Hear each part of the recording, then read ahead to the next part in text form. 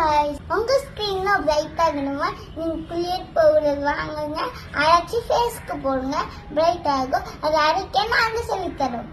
பாதாம் எடுத்துக்கலாம், கொண்டைக்கடலை எடுத்துக்கலாம், வெள்ளைப்பருவே எடுத்துக்கலாம், பச்சை பயிறு எடுத்துக்கலாம், பாடி அரிசி எடுத்துக்கலாம், ஆவாரம் பூ எடுத்துக்கலாம்,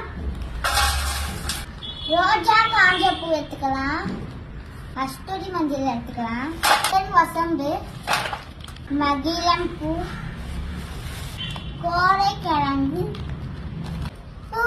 கிழங்கு, மல்லிகை பூ, கடைசியா வெற்றிடுறாங்க. இது எல்லாத்தையும் 2 days காய்ச்சி அரைச்சி ஃபேஸ்க்கு போட்டா நீங்க பிரைட் ஆகிடுவீங்க.